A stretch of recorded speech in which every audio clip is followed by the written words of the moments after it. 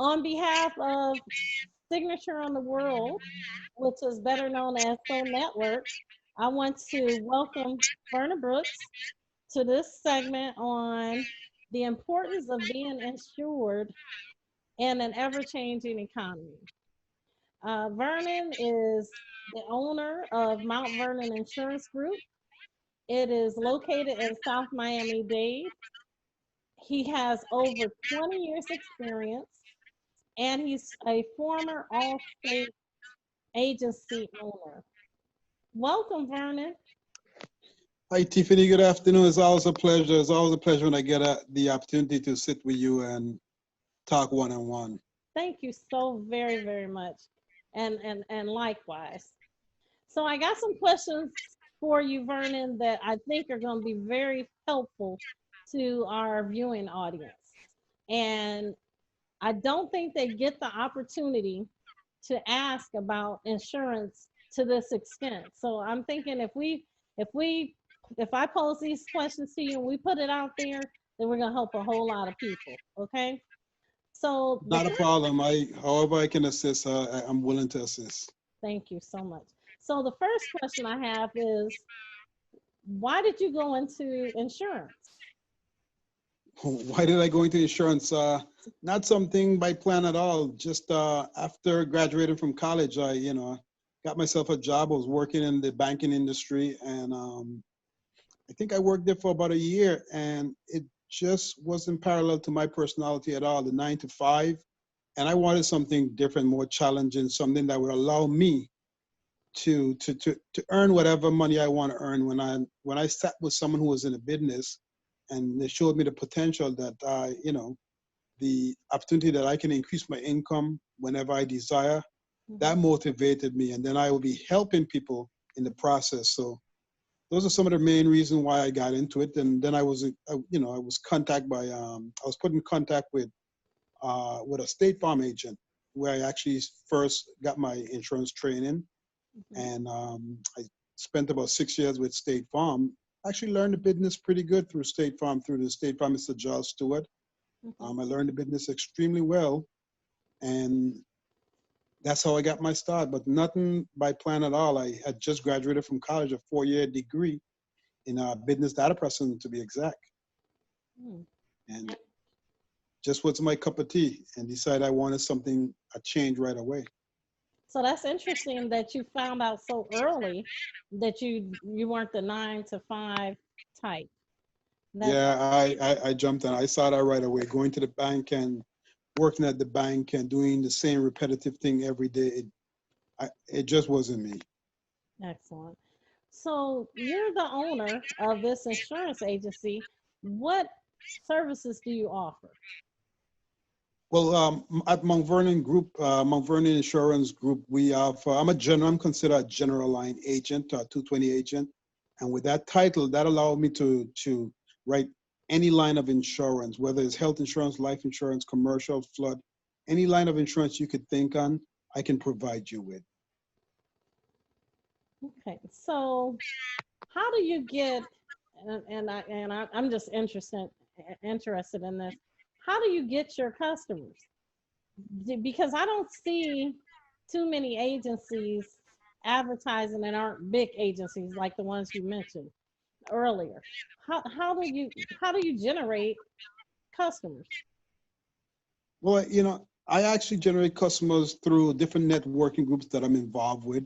And I also generate a lot of customers from personal friends who just know that I'm in the business. And I get a lot of referrals. I work on a lot of referrals. So by getting the referrals, I'm not that much out there advertising, spending my dollars in marketing and stuff, because I tend to work well with referrals, because I like to personally take care of my customers and build a good rapport with my customers. And I think that rapport that I build with my customers, it's been a goal for me, something that allows me to get another referral from someone just because I did right by that individual.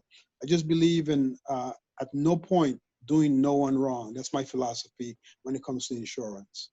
I don't write a policy just because it's going to generate a bigger commission. I believe in writing the right policy for the customers. And I think a lot of my customers see through me from that perspective. And that's why they genuinely refer me to their friends and their families. And those are excellent qualities to have in business. I appreciate you for that. Yes, indeed. Is there a such thing as a most important insurance policy?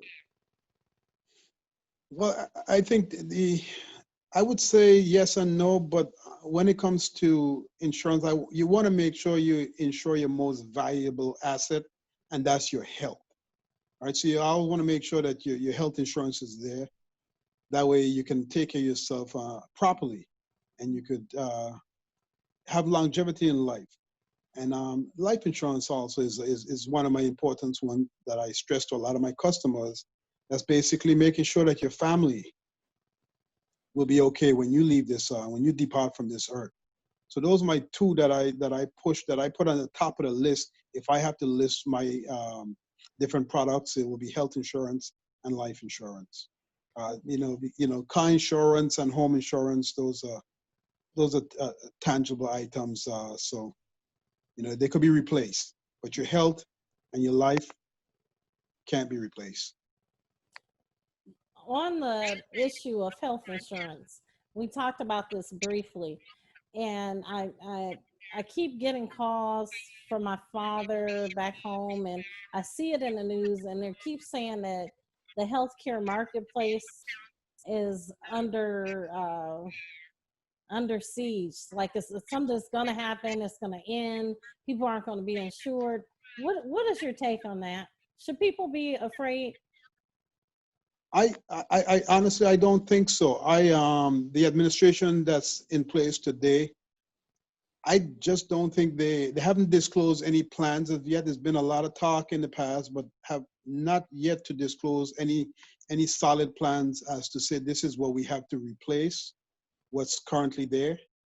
Um, Sorry to say, but I think the universal insurance and the concept that they had behind the marketplace and the ACA or the Obamacare, whichever one you know it as, it was a great idea. I think if all parties were on board with this idea, I think this thing would have done well for this country. But at the moment, I don't think no one should worry as far as this ACA or the Obamacare leaving anytime soon. There's nothing out there to replace it. You also mentioned life insurance. Now, a lot of people don't think that's important because they figure they're going to be gone and they don't have to worry about their debts. Why is life insurance important for the families? Very important. A lot of people have a major misconception that they, if they buy life insurance, it's a myth. They buy life insurance, they're jinxing themselves that they may die too soon because they buy life insurance. Or there's some myths and some misconception that have been around in our community for many years. That I will jinx myself if I buy life insurance. I might die, or I'll buy it later when I get older, when I need it. And those are just the wrong answers. Having life insurance is just a sense of security to secure your family in the event that something happens to you as far as the breadwinner of the family. If something happens to the kids unexpectedly, any untimely death, that you don't have to, put the burden on the family as to where are we going to find this money from to take care of our loved ones. And also, building life insurance helps to build generational wealth. Once you teach your kids the importance of life insurance from a young age, to purchase life insurance from a young age, and in the event that something ever happens to them, is passed on to the family. This is ways that many people in the world that we live in today build wealth. When we sit and wonder how certain people, accumulate wealth, it's nothing magical.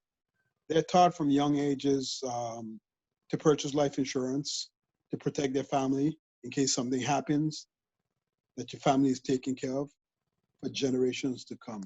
So that's a concept and something that we in our community just have a don't have a good, have a lack of understanding when it comes to that. Should people be trying to get a very big policy to care for their family, or should the policy be something to just cover their expenses? Well, you know, it needs to be within a certain range. We have what we call a needs analysis to determine the amount of coverage that an individual actually need. So it's no guesstimate or nothing or what the customer, oh, I want $2 million coverage. So we work it based on a needs analysis. If they're a homeowner, so it's different things that factor in that let us know exactly what we want to recommend to this customer. And then we also have to take into consideration the most important thing is their budget. So those two things we look at, their actual need and what they could actually afford. And then we go to work and then we cater a plan that can fit the person need and fit the person budget. So it's nothing to say that, oh, we all need $100 million policy. Mhm. So each individual will be different. You mentioned our community. I wanted to know, do you see any disparities in the purchasing of insurances that you are saying are so important to us between maybe different ethnic groups or races? Most definitely. I hate to say it, but it's a fact. In our community, we tend to only want to buy. We have a concept in our brain that, hey, I work extremely hard for what I have. My kids need to work extremely hard for what they need to get. And in most cases, a lot of us will be satisfied with only a $5,000 or $10,000 policy to pass on to a family or to take our final expense. On the other hand, you know, these other ethnic groups will purchase from young. They'll purchase larger insurance policies because they're concerned about their family and they want to make sure that in the event that they're not there, that they can pass on something to their kids. And they teach the kids this concept from a young age so that when they get to a certain age, you don't have to sell them no life insurance. They will come to you and tell you exactly what they need, how much coverage they want.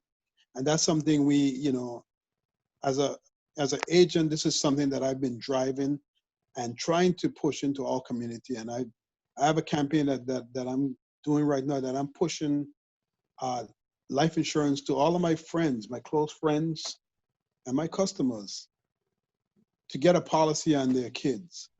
Something that's going to do two things. It's going to get them protection in case of any untimely death. And it's going to also allow them to start billing cash from a young age. So, what is that the advice you would give them, that they need to purchase it to give them cash?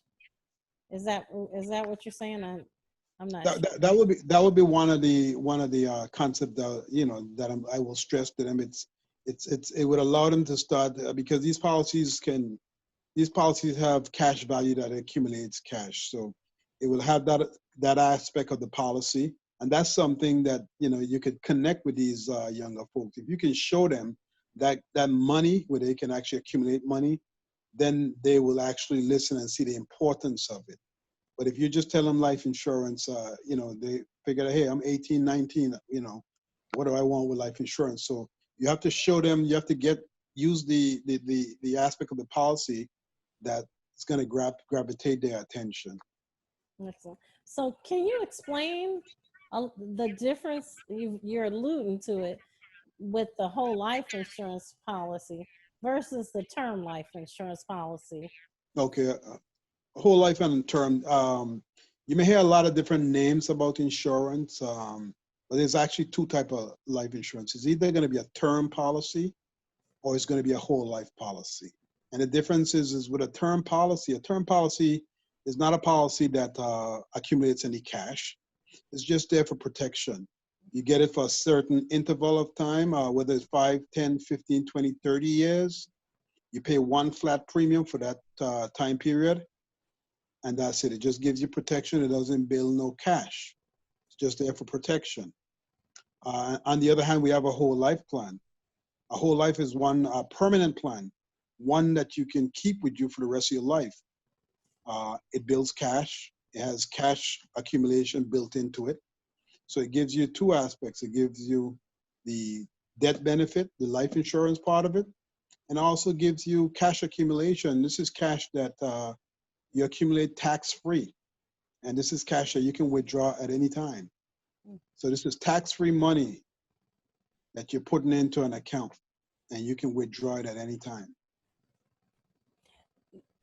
Vernon, when you say, let's talk about that first, the tax-free. A lot of people don't understand what that means. So they just know they're going to buy a policy. How does it become tax-free? Well, that cash that you're putting into it, when you accumulate in the plan and it's time to take it out, there's no taxes. You pay no taxes on it whatsoever. If you put it in another vehicle, maybe a Roth or something of that nature, then it's subject to tax dollars according to when you withdraw it. But when it accumulates in a life insurance plan, you can put your money in there and you can take it out and you pay no tax on it. And just to make it clear that a life insurance policy, it's not an investment vehicle. All right, it's not an investment vehicle. It's a policy that can be used to supplement your retirement or any other cash accumulation that you may have. So it's just a supplement, something to supplement the additional stuff that you have, whether it's a 401k or whether it's real estate, whatever you may have, or whether you're in the stock market, is just something to supplement your other benefits. Okay. Now, on the other hand, you mentioned the term life insurance, and you said it's for a certain period of time. They pay a certain amount of money, and then it ends. So is that sort of like you lose your money if you don't die in that term? Well, I don't like to say that you lose your money, because I think when someone is going into a term plan, it's the right vehicle for them at that time, because it could be a situation where the person they have a lot of liability. They may have rental properties. They may have a lot of assets, and we need to protect it. So to keep the premium down, we might want to purchase. We have to purchase a large amount of life insurance. So in most cases, we try to use a term policy to give them that protection that they need. So it could be that they want to protect their mortgage. The mortgage is maybe $500,000, and they're gonna have the mortgage for 30 years. We get a term plan for $500,000, and it's for 30 years. So it's there for 30 years to protect your mortgage while your kids are young. So in the event that something happens to you, the insurance company can write a check to you so you could pay off your mortgage and stay in your home. So a term policy in that case, it works perfect. So it's the concept and the reason why you're using the plan. So at the end of 30 years, you don't look back and say, oh my God, I paid X amount of dollars and I am not getting nothing back. But it was part of the plan. It was there just in case. What if you paid 3 months of premium for $50 a month, and now I have to write you a check for $500,000? Mm-hmm. So it's the concept behind it. You just have to understand the concept, and you move forward from there.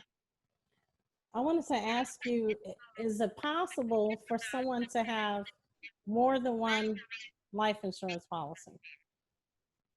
It is possible, but at a point, the insurance companies can actually look at it, and if they don't see it necessary, then they can reject you or decline you.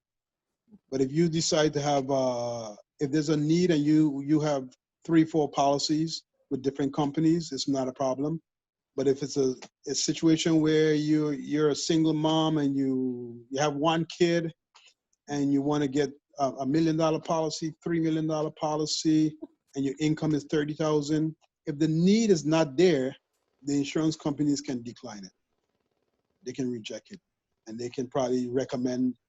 They can probably, give you a recommendation. Say this is what you will qualify it for. but you can't just purchase whatever amount that you want. There's a database that allows the insurance companies to see exactly what policies you may have, or what companies you may have applied to. No, it even tells which ones you applied to. It's like, Yeah, it will tell the companies that you've applied to. so is this sort of like an insurance credit report? Pretty much, yeah.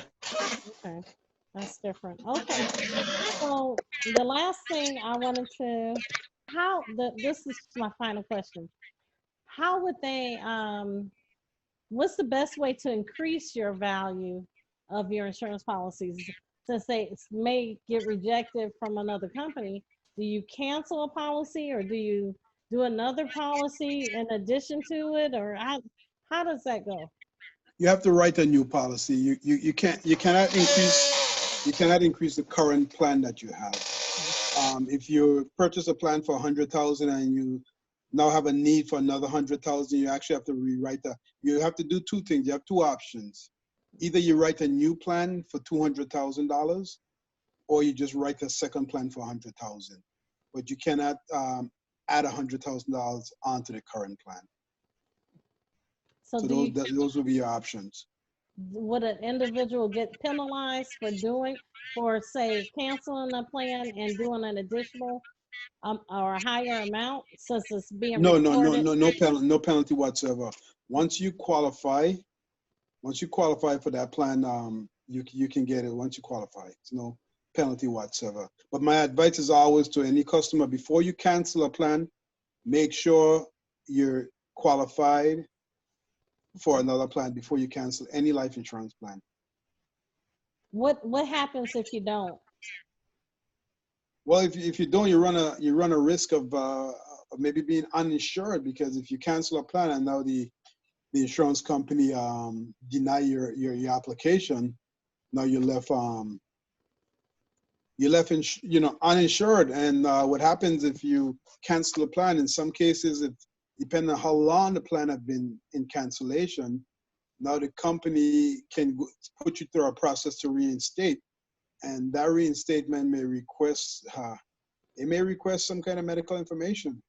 And now at the time, they're going to be, it's not just calling the company back and say, I want to reinstate my policy.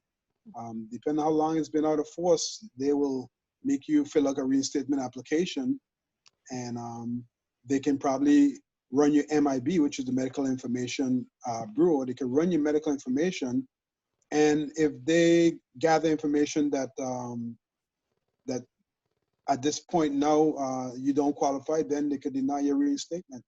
So now you'll be uninsurable. Now you mentioned medical issues. Can an insurance agency deny you if you have pre-existing conditions? Absolutely, yes. What are the common ones that people can be rejected as a result of? Yeah, well, cancer, AIDS. Those are typical things that you're going to be declined for. Now we have what we call rating. In a situation where someone may have high blood pressure, or they're diabetic, they can get a plan, but the plan will be rated. It's going to cost them a few dollars more than the normal plan will. So now you have a rated plan. Now that doesn't necessarily mean it's rated for the rest of your life. If your health situation change, you can contact the insurance company and say, hey, my health situation have changed. I'd like to do the exam over again. And you could qualify for a lower rate at that time. The same thing if you're a smoker, and the insurance business, if you're a smoker, you're going to pay more for your life insurance. And if you're a smoker today and 3 years later down the road, or a year later, you no longer smoke, then you could contact the insurance company and request to have an exam do over again for a better rate. I know you do all types of insurances, but we've been talking about the life insurance, but I wanted to ask you, when it comes to auto insurance, what type of discounts or situations help bring that insurance down? for auto insurance? Well, a lot of things impact your insurance rates today. Believe it or not, credit has a lot to do with insurance rates. People don't understand why, but it impacts the rate. That's one. Keeping your driver's license clean is two. And there's a lot of discounts. You can have what we call multiple policy discount. If you give the company 2 or more policies, you get a multiple policy discount. If you have younger kids, you want to make sure they do well in school, because the younger kids tend to generate much higher premiums. So if you have teenagers just getting their license and stuff, you want to make sure that they do well in school, and that way you can get a good student discount, which is an extremely, extremely good discount. You mentioned credit, and a lot of people may not know the correlation between that and insurance. What are they looking for on your credit? Well, we run what we call a soft hit. It doesn't affect your credit whatsoever. They look at they get a feel of your credit score. So do Get they a feel of your credit score, and that impacts the ratings. so do they think your credit score shows how responsible you are, or do they or if they're going to get paid? Well, it shows your responsibility, and I hate to say it, but the reality behind of it is basically they look at it from the perspective that, hey, who's the person more likely to make a claim in the event that when hard times hit, and they feel it's going to be the person who have been, just abusing their credit, as opposed to the person who keeps things in line. That person might do well, much better with in money situations. Mm-hmm. So that's just one of the tiny perspectives that they look at it from. It's not a pretty sight, but it's reality in this insurance business. All right, they feel that the person with the lower credit might be the first one to make a claim. Bottom line. Awesome. Thanks. As opposed to the person who might have a bank account with some more money, rather than making a claim, they may feel like, what, I'll just pay for it out of my pocket. So that's one of the perspective they look at it from. So I just wanted to ask you, is there anything else that you can think of that I may not have touched upon that people need to know about insurance? Because one of the things that people need to understand with the insurance, a lot of people believe that insurance companies are just here, that they exist just to write a check. Mm-hmm. And it's not true. Insurance companies, they're businesses, all right? And they're in the business to make money, just like any other business. An insurance company exists to make a profit. They're not here to write a check. But they're very fair across the board. In most cases, they're fair, but they have to do their job and evaluate risk to the best of their ability, so that they can stay profitable and they can stay in business. Otherwise, if they sit here and write a check for every person that knock on their door, it wouldn't exist for too long. So a lot of people, every insurance company is crooked. If you ask most people, the average consumer, the average insurance consumer, insurance companies are crooked. I've been in the business again for over 20 years, and I think insurance companies are very fair. Are there some who are a little tough? Yeah, most definitely. There are some that are a lot tougher than some when it comes to writing a check. But they're actually human beings that are there evaluating each risk to determine whether or not and how much they can write a check for. So that's something that a lot of people don't understand, that insurance companies don't exist just to write you a check. They're in business to make money also. Excellent. Well, Vernon, I thank you so much for joining me today, and I appreciate you answering all of my questions. I'm sure there's probably a lot more we could cover, but I think these items we talked about, people are going to just really appreciate having the answers to. And I just want them to know if they do need insurance that they can always contact you, and we'll put your contact information on the screen or in the links so that they can maybe do business with you, because you're just a phenomenal insurance agent, and I appreciate your just being honest and being transparent when it comes to the type of insurance that people should have. We need more people like you, and then we won't feel like the insurance agencies are out to get us. But when they make it a relationship in business, then we would feel much more comfortable with it. And that's something that you indeed do. So I thank you Absolutely. so very much, and we'll be posting this next week. Okay. All right, Tiffany, thank you also for, considering me, and also thank you for allowing me to be your insurance agent.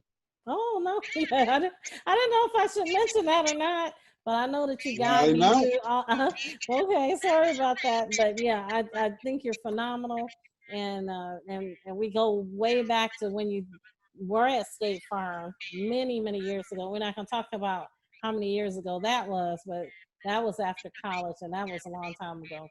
But I appreciate you always taking the time out to explain things, and I just feel empowered and well informed. Okay, so thanks All again. right, Tiffany. Thanks again. You're welcome. All right.